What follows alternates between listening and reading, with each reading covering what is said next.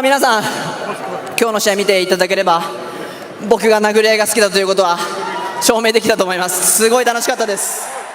The build-up to Naoya Inoue vs. TJ Doheny carried an electric undercurrent that only true super fights generate. For weeks, analysts dissected the matchup like chess grandmasters. On one side stood Inoue, the undisputed super bantamweight monarch, holder of the WBA, WBC, IBF, and WBO belts, a man who had already flattened 14 world champions across 4 weight classes. His knockout ratio hovered above 80%, and his last 7 title defenses had ended inside 6 rounds. On the other side was Doheny, the 38-year-old Irish southpaw who had upset the odds in 2018 to win the IBF strap in Japan, of all places, against Ryosuke Iwasa. Doheny had since weathered wars against Daniel Roman, Michael Conlan, and a prime Jesse Magdaleno. He arrived in Tokyo not as a tourist but as a legitimate spoiler, a veteran with a granite chin, deceptive power, and a tactical mind honed by a decade at the elite level. The Japanese media dubbed it, the Monster vs. the Maverick. The Irish press called it, the last stand of the Celtic warrior. Both were right. Fight night at the Ariake Arena pulsed with ritualistic energy. 40,000 fans filled the stands, a sea of rising sun flags and emerald green scarves. The ceremonial 10 count for fallen fighters rang out, followed by a moment of silence that felt heavier than usual, respect for the sport's brutality, and for the two men about to test its limits. Doheny entered first to the haunting strains of The Foggy Dew, his face a mask of quiet fury. Inoue followed to the thunderous roar of his homeland, the monster mask now retired, replaced by a simple black robe and the calm gaze of a man who had already visualized every possible outcome. When the referee delivered final instructions, the two warriors locked eyes. No words. Just the unspoken acknowledgement, tonight, one of us breaks. The opening bell sounded crisp and sharp, slicing through the tension like a blade. Doheny wasted no time establishing his southpaw rhythm. He circled left, pawing with a stiff jab that snapped Inoue's head back twice in the first 30 seconds.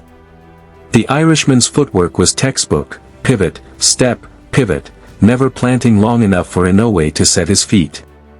A straight left hand down the middle grazed the champion's cheek in the opening minute, drawing a collective gasp from the crowd. Doheny's corner erupted. They had drilled this exact sequence for months. The plan was working. Keep the monster turning, frustrate his pressure, and counter the moment his right hand dipped after the jab. For the first 2 minutes, Doheny dictated range and pace. Inoue, however, remained a statue of composure. His eyes tracked every feint, every shoulder twitch. His own jab was subtle, more probe than weapon, testing the height of Doheny's guard, the timing of his parries. When Doheny overextended on a left cross, Inoue slipped inside and landed a short, chopping right to the body. It wasn't a blockbuster. But the sound, thump, carried a promise. The round ended with Doheny ahead on activity, but the subtle shift had already begun. Inoue's corner remained silent, no instructions needed. The monster was downloading data. Round 2 saw the first tactical adjustment. Inoue shortened his stance, lowering his center of gravity by a fraction. His jab now carried a snap, popping against Doheny's gloves with increasing authority. The Irishman responded with a beautiful 3-punch combination, jab, cross, left uppercut, that forced Inoue to reset along the ropes. For a moment, the arena held its breath. Had Doheny found the blueprint? But Inoue's recovery was instantaneous. He rolled under the follow-up hook and answered with a vicious left hook to the liver that made Doheny's knees dip. The champion's eyes narrowed. He had felt the body give. The hunt was on. By round 3, the fight had settled into a chess match at 200 miles per hour.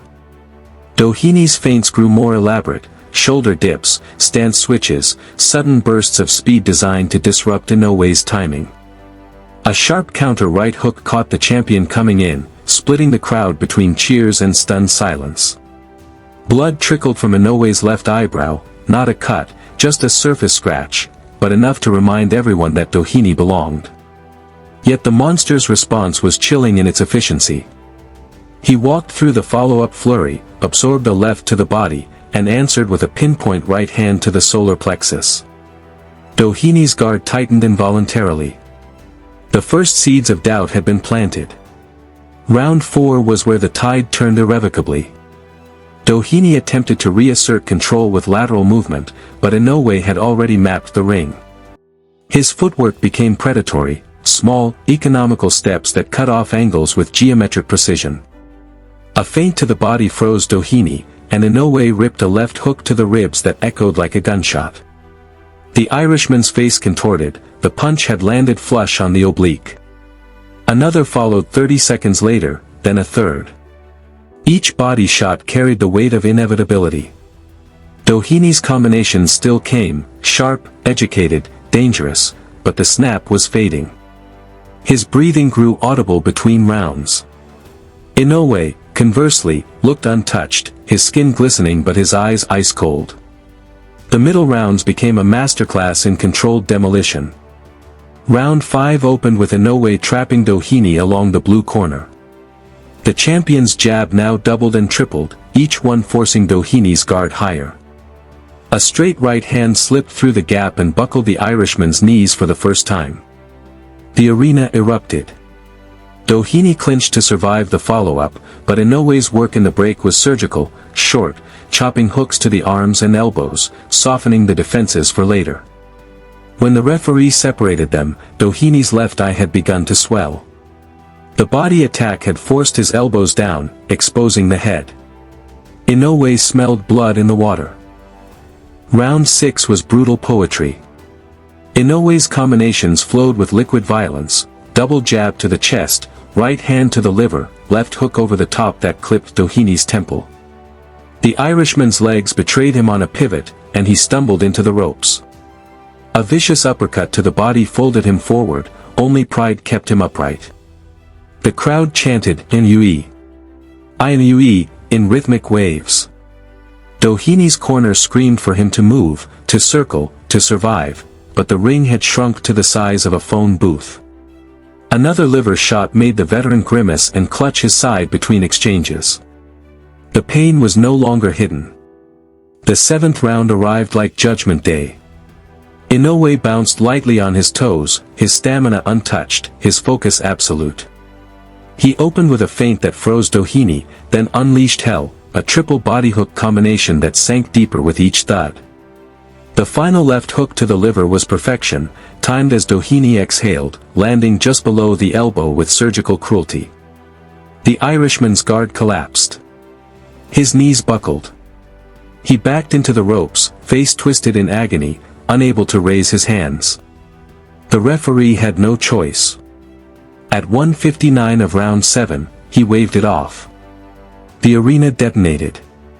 Inoue raised one glove in quiet acknowledgement, then turned to check on his fallen opponent, a gesture of respect that spoke volumes. Doheny, helped to his stool, managed to nod through the pain. He had given everything, heart, craft, courage. But the monster had been too precise, too relentless, too perfect. The official time of stoppage flashed on the screens, 1:59 of round 7, TKO for Naoya Inoue.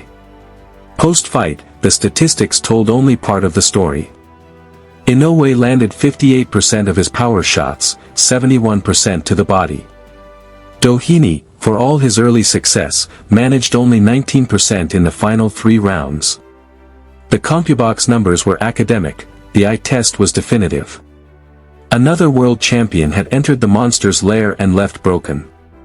As Inoue stood on the ropes, belts draped over his shoulders, the Tokyo crowd chanted his name like a religious hymn. TJ Doheny, ever the warrior, applauded from his corner, respect earned in the fire. Naoya Inoue's reign continues unchallenged. 17 title fights, 17 victories, 15 by knockout. He has now stopped 4 former or current world champions in 2024 alone. His power doesn't diminish with rounds, his technique sharpens under pressure. His mental fortress is impregnable.